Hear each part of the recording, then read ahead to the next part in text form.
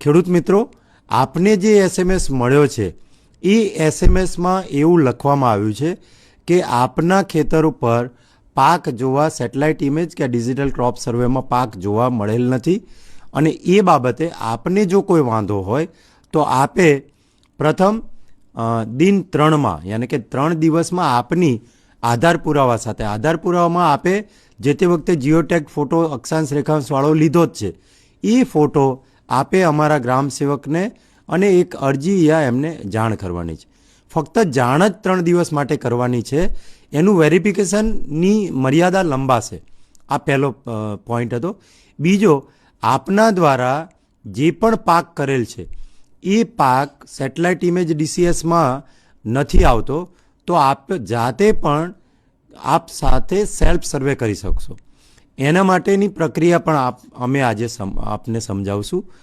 ત્રીજા બાબતે કે અગર આપ જાતે કરી શકતા નથી સેલ્ફ સર્વે તો આપ ગામના જે પણ પ્રાઇવેટ સર્વેયર છે એ પ્રાઇવેટ સર્વેયર જે તે તલાટી કમ મંત્રીશ્રી વીસી મારફત એમણે નિયુક્ત કરેલ છે એમને જાણ કરો. એ આપના ખેતરની મુલાકાત લેશે અને આપનો ડિજિટલ ક્રોપ સર્વે જે છે એ કરી દેશે. એટલે ખેડૂતો, આપ સૌએ કોઈ પણ મૂંઝવણમાં રહેવાનું નથી કે આપને કોઈ પ્રશ્ન તો સતત રાજ્ય સરકારમાં આપના સતત ટેલિફોનિક કોલ આવે છે.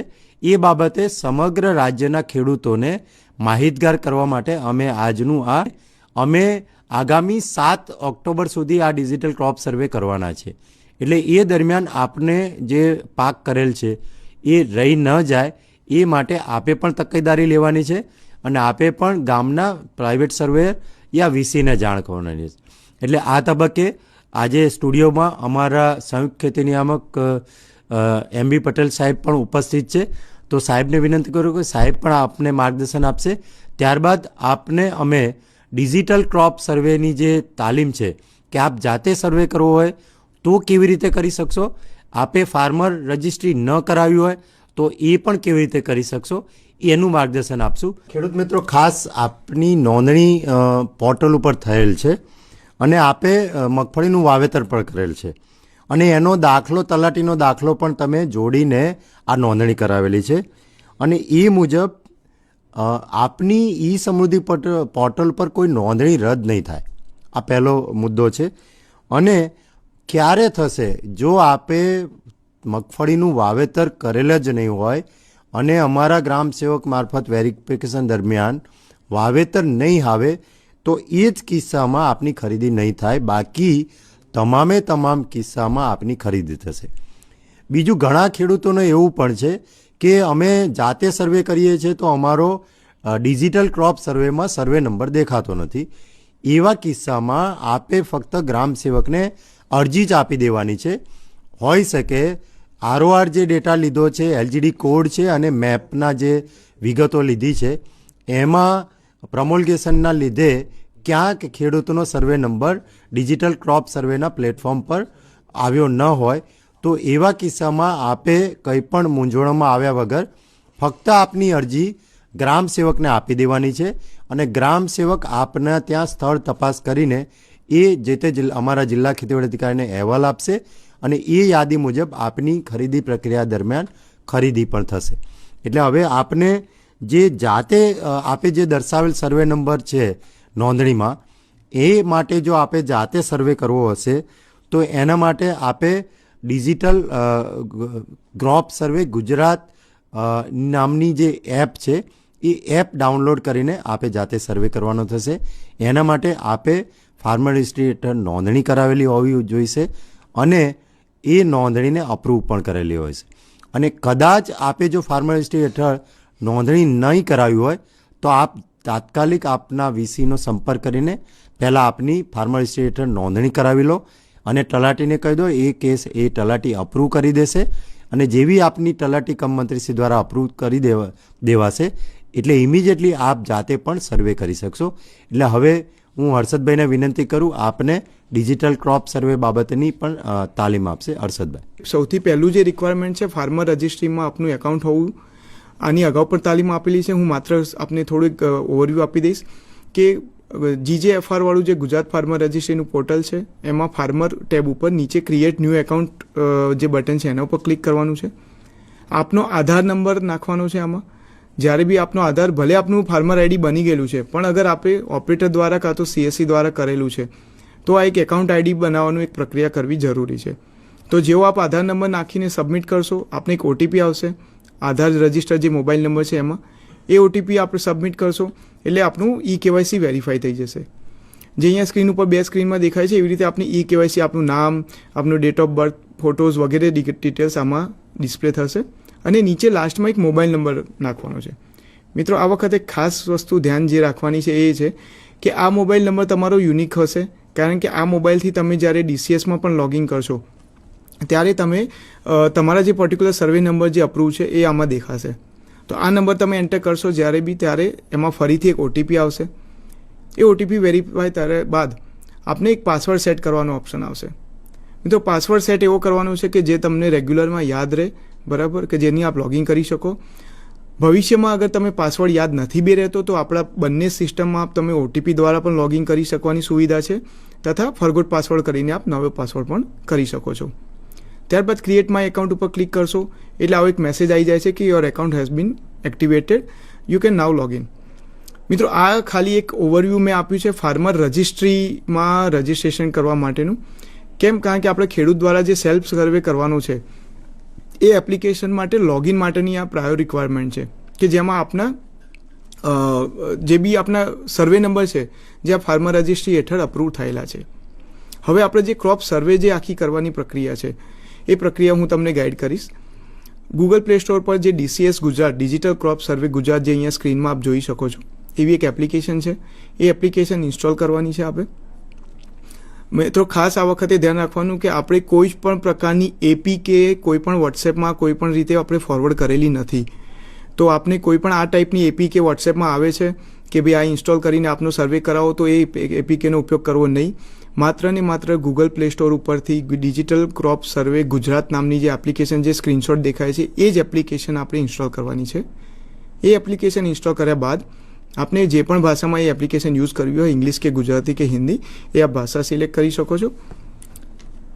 ત્યારબાદ જે સ્ક્રીન પર દેખાય છે કે સર્વેયર બનો અને તમારા એકાઉન્ટમાં સાઇન ઇન કરો. મિત્રો, જેમ તમારું મેં પહેલાં બી કીધું કે ખેડૂત તરીકે ફાર્મર રજિસ્ટ્રીમાં ઓલરેડી આપણું એકાઉન્ટ બની જશે તમારું, અને એ જ એકાઉન્ટથી અહીંયા તમારું સાઇન ઇન થશે. તો તમારા એકાઉન્ટમાં સાઇન ઇન કરો ઉપર ક્લિક કરવાનું છે. એ ક્લિક કર્યા બાદ જે 4 ઓપ્શન આવે છે એમાં બીજો જે ઓપ્શન છે કે ખેડૂત તરીકે સાઇન ઇન કરો, એ ઓપ્શન ઉપર આપે ક્લિક કરવાનું છે. ખેડૂત તરીકે સાઇન ઇન કરોવાળા ઓપ્શન ઉપર ક્લિક કર્યાથી પાસવર્ડ અથવા OTP એ 2 ઓપ્શન આપને સિલેક્ટ કરવાનો ઓપ્શન મળે છે. અગર આપને આપનો એગ્રીસ્ટેક જે આપણે ફાર્મર રજિસ્ટ્રીમાં પાસવર્ડ સેટ કર્યો તો એ પાસવર્ડ યાદ હોય તો આપ પાસવર્ડ સિલેક્ટ કરી શકો છો અથવા OTP ઓપ્શન સિલેક્ટ કરી શકો છો. ત્યારબાદ જે પણ મોબાઈલ નંબર આપણે રજિસ્ટર કર્યો હતો એ મોબાઈલ નંબર એન્ટર કરવાનો છે અને પાસવર્ડ એન્ટર કરવાનું છે અથવા OTP ગેટ કરીને OTP એન્ટર કરવાનું છે. જેવું આપ OTP કરીને પછી લોગિન કરશો આપને એક આ ટાઈપની એક સ્ક્રીન આવી જશે જેમાં મારા કાર્યો અને માસ્ટર ડેટા એક ઓપ્શન છે. મિત્રો, આ વખતે ખાસ ધ્યાન રાખવાનું કે તમારું અત્યારે લોગિનની પ્રક્રિયા પૂર્ણ થઈ છે. પછી તમારા જે સર્વે નંબર છે, તમારા સર્વેનું જે લોકેશન છે, બાકીની વિગતો માસ્ટર ડેટા ઉપર ક્લિક કરવા બાદ તમારી એપ્લિકેશનમાં સિંક થશે. તો જ્યારે બી આવી એપ્લિકેશનમાં જ્યારે તમે ફર્સ્ટ ટાઈમ લોગિન કરો છો ત્યારબાદ માસ્ટર ડેટા ઉપર ક્લિક કરવાનું રહેશે, જેથી આપના જે બી અપ્રૂવડ પ્લોટ્સ છે એ પ્લોટ એપ્લિકેશનમાં ડાઉનલોડ થઈ જશે. ત્યારબાદ જેમ સ્ક્રીનમાં આપ દેખી શકો છો જે રેડ બોર્ડર કરેલું છે એવી રીતે આપને 4 અહીંયા એક્ઝામ્પલમાં જે 4 સર્વે નંબર બતાવેલા છે એવી રીતે આપના જેટલા પણ સર્વે નંબર હશે ફાર્મર રજિસ્ટ્રીમાં રજિસ્ટર્ડ અને અપ્રૂવડ એ બધા આપને અહીંયા દેખાશે. ત્યારબાદ આપ જે પણ સર્વે નંબરનો સર્વે કરવા માગો છો એના પર સ્ટાર્ટ સર્વે ઉપર ક્લિક કરશો. ત્યારબાદ જેમ અહીંયા સ્ક્રીન ઉપર દેખાય છે નકશો, એવી રીતે આપનો જે બી આપનો સર્વે નંબર પસંદ કર્યો છે એ સર્વે નંબરનો નકશો દેખાશે. મિત્રો, આ બાબતે જોવાનું છે કે તમે કોઈપણ સર્વે જે છે એ ઘરે બેઠા નહીં કરી શકો.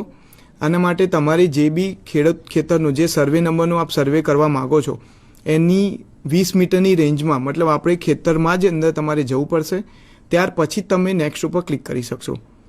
અગર ક્યારેક એવું લાગે છે કે એક્યુરસી તમારી નથી, તો જીપીએસ એક્યુરસી ઉપર ક્લિક કરવાથી તમારું મેપનું જે એક્યુરસી છે એ થોડી ઇમ્પ્રૂવ થશે. ગૂગલ મેપના જે આપણી મેપ માટે લોકેશન સર્વિસ જે આપણે છે એનેબલ કરવાની રહેશે અને 20 મીટરની રેન્જમાં થયા બાદ જ આપણે નેક્સ્ટ ઉપર ક્લિક કરી શકશું. ત્યારબાદ આપને ઓનર્સના નામ દેખાશે. અહીંયા પણ એક વસ્તુ હું ખાસ કહીશ કે ઓનરના નામમાં આપને અગર છેલ્લા હમણાં ટૂંક સમયમાં આપણે અગર સુધારા કર્યા હોય તો અહીંયા ઓનરના નામ આપને જૂના દેખાઈ શકે છે. તો એનું આપણે ચિંતા કરવાની જરૂર નથી, કારણ કે આપણો આ સર્વે નંબર ઉપર થાય છે. ઓનરના નામને અત્યારે હાલ આ ડેટા સાથે લેવા દેવા નથી. એ ડેટા કારણ કે આપણે જ્યારે જુલાઈ અંતિત ઓગસ્ટમાં આપણે ડેટા રેવન્યુમાંથી લીધેલો છે એ ડેટા આપણે શોકેસ કરી શકે છે. ત્યારબાદ નેક્સ્ટ કરીને આપણે સર્વે કરવાની પ્રક્રિયા હાથ ધરવાની છે. આખા સર્વે દરમિયાન તમે ખેતરના 20 મીટરના રેડિયસમાં જ હોવા જરૂરી છો, બરાબર. સર્વે સ્ટાર્ટ કરવાથી પૂર્ણ થાય ત્યાં સુધી સૌથી પહેલો આપનો ઓપ્શન આવશે કે બિનખેતી વિસ્તારની વિગતો દાખલ કરવાની છે. મિત્રો, બિનખેતી મતલબ આપણે એની કરેલી જમીન નથી. બિનખેતી મતલબ કે આપણે ધારો કે 2 હેક્ટરની જમીન છે, એમાં ધારો કે આપણે 0.5 હેક્ટર કે 1 હેક્ટરમાં કોઈ ફાર્મ હાઉસ બનાવેલું છે, કાં તો કોઈ તબેલો બનાવેલો છે, અથવા તો કોઈ કૂવો બનાવેલો છે, તો એ બધી વસ્તુ આપણે બિનખેતી વિસ્તારમાં ગણાય છે. તો બિનખેતી હોય તો આમાં તમારે હા કરવાનું છે. એરિયા જે હેક્ટર છે એરિયા આપણો નાખવાનો છે અને 3 ફોટો લેવાના છે. અહીંયા છે કે આપણે ઓછામાં ઓછો 1 અને વધુમાં વધુ 3 ફોટો લેવાની સુવિધા છે. એ ફોટો પણ આપણે કમ્પલસરી છે. એ ફોટો આપનો જીઓ ટેગ લોકેશન સાથેનો જાય છે અને એની અંદર આપણે કોઈ રિમાર્ક્સ લખવાની હોય તો આપ રિમાર્ક્સમાં લખી શકો છો કે ભાઈ આપણે શું છે. અગર કોઈ જમીન આપની બિનખેતી નથી, આખા પૂરેપૂરા 2 હેક્ટર જે છે આમાં આપણે વાવેતર જ કરેલું છે, તો આપ ના કરીને આગળ વધી શકો છો. જેવું આપ નેક્સ્ટ જાઓ છો ત્યારે આપણે પડતર વિસ્તારની વિગતો એન્ટર કરવાનો ઓપ્શન આવે છે. મિત્રો, પડતર એટલે આપણે એવું છે કે ધારો કે કોઈ વાવેતર જ નથી કર્યું, એવા કિસ્સાઓને આપણે કહીએ કે ભાઈ પડતર વિસ્તાર, કે આ વખતે કોઈ અમુક સિઝનમાં વાવેતર ના કરતા હોય તો તમે એમાં હા કરીને જો પડતર હોય તો એમાં હેક્ટર એરિયા નાખી શકો છો અને એનો ફોટો લઈ શકો છો. નથી, એમાં વાવેતર આપણે પૂરેપૂરું કરેલું છે તો ના કરીને પછી આપણે આગળ જઈ શકો છો. પડતર વિસ્તારની વિગતો દાખલ કર્યા બાદ ઓપ્શન છે કે પાક હાર્વેસ્ટ થઈ ગયો હોય તો એની વિગતો એન્ટર કરવાની છે. મિત્રો, જ્યારે આપણે ખેડૂત તરીકે સેલ્ફ સર્વે કરી રહ્યા છે, હું દરેક ખેડૂત મિત્રને એક વિનંતી કરીશ કે આપણે પાક હાર્વેસ્ટ થઈ ગયા પછી સર્વે કરવાનો કોઈ જ મતલબ નથી. જેમ સાહેબશ્રી અત્યાર સુધી આપણને માહિતગાર કર્યા કે આપણે વેરિફિકેશનની પ્રક્રિયા ચાલી રહી છે કે જ્યારે ટેકાના ભાવની ખરીદી હોય, એમએસપી હોય કે કોઈ પણ પ્રક્રિયામાં અગર આપની પાકની વિગતો પૂરેપૂરી હશે, સચોટ હશે, તો આપને ભવિષ્યમાં કોઈ વેરિફિકેશનમાં કે બીજી કોઈ જગ્યાએ તકલીફ નહીં પડે. તો પાક હાર્વેસ્ટની કિસ્સામાં આપણે ના કરીને એના પછી આગળ વધવાનું છે. જ્યારે બી આપ આગળ વધો છો ત્યારે આપણી જોડે 3 ઓપ્શન આવે છે: પેરેનિયલ, બાયનિયલ અને સિઝનલ ક્રોપ. પેરેનિયલ એટલે આપણે જેમ બહુવાર્ષિક પાક કરેલા હોય કે આંબા વાયેલા હોય એવા કિસ્સાઓમાં આપણે વિગતો એન્ટર કરવાની છે. પછી બાયનિયલ અને સિઝનલ. દરેક 3 ઓપ્શનમાં તમારે હા કે નાનો ઓપ્શન સિલેક્ટ કર્યા પછી જ આપણે આગળ વધી શકશો. હા કરો છો તો પછી એડ ક્રોપનો કરીને પછી એમાં ઓપ્શન આવે છે. અગર ના કરો છો આપ સીધા નેક્સ્ટ જઈ શકો છો. 3માં ઓપ્શન શું છે, કોમન છે, હું નેક્સ્ટ સ્લાઇડ્સમાં બતાવીશ. અત્યારે આપણે જ્યારે યસ કરો છો તો વિગત કરવાની છે, નો કરો છો તો પછી નેક્સ્ટ આપણે બાયનિયલમાં જશે અને પછી સિઝનલમાં જશે. જેમ અત્યારે 3 સ્ક્રીન આપને દેખાઈ રહી છે તેવી રીતે જ્યાં જ્યાં વિગતો આપણે એન્ટર કરશો એમાં આપને ડિટેલ્સ દેખાશે. જ્યારે પણ તમે એડ ક્રોપ કરો છો ત્યારે આ જે સ્ક્રીનમાં દેખાય છે એ બધી વિગતો આપને એન્ટર કરવાની આવશે, બરાબર. કે પાકનું નામ શું છે, પાક કયો છે તમારો, પાકની વિવિધતા કેવી છે, બરાબર. મેઇન ક્રોપ છે કે બોર્ડર, જેમ પેરેનિયલ છે તો એવું હોઈ શકે કે બોર્ડર ક્રોપ હોઈ શકે કે આપણે બોર્ડર ઉપર જ વાયેલી હોય, બરાબર. અગર 1 હેક્ટરમાં આપણે પેરેનિયલ કર્યો છે, 1 હેક્ટરમાં સિઝનલ કર્યો છે તો પણ આપ એવી રીતે બતાવી શકો છો. વાવણીની તારીખ ક્યારે આપણે સ્ટાર્ટ કર્યું છે, વિસ્તાર આપ અહીંયા પસંદ કરી શકો છો. જેમ મેં કીધું કે પેરેનિયલ, બાયનિયલ કે સિઝનલ આપ પાક સિલેક્ટ કરો છો તો અગર 2 હેક્ટરમાં આપણે 1 હેક્ટરનું ભાગ પાડેલા છે તો આપણે વિસ્તારમાં અહીંયા 1 હેક્ટર એડ કરવાનું છે, બરાબર. અને બાકી જેમ વિગતો છે કે ભાઈ કયા સ્ટેજ પર છે, એમાં સિંચાઈનો પ્રકાર શું છે અને પછી એનો ફોટોસ લેવાના છે. ફોટો લેવામાં જેમ મેં કીધું કે 1 મિનિમમ છે ને 3 મેક્સિમમ છે. હું દરેક ખેડૂત મિત્રને વિનંતી કરીશ કે પ્રયત્ન એવો કરજો કે 3 ફોટો લો આપ, અલગ અલગ જુદી જુદી દિશાઓમાંથી, કે એકાદ ફોટોમાં ક્યાંક આઈડિયા ના આવે કે એવું હોય, અને ફોટો ક્લિયર દેખાય. જે પણ આપનો પાક છે એ પાકના ફોટો વ્યવસ્થિત આવે કે જેથી જે અપ્રુવર છે, જે વેરીફાયર છે એને ખાસ ધ્યાન રહે. ટીકા જે ટિપ્પણી છે, રિમાર્ક્સનું બટન નીચે ઓપ્શન છે, આમાં આપ કંઈ રિમાર્ક્સ હોય તો લખી શકો છો આપના રિલેટેડ. જેમ અહીંયા એક આપણે સ્ક્રીનમાં દેખાય છે કે 2 ફોટો લીધેલા છે, બરાબર. એક કરતાં વધારે પાક હોય તો વધારે. આ વખત આપણે એક ઓપ્શન એડ કર્યા પછી ફરીથી આપણે પાક ઉમેરોનો ઓપ્શન આવે છે.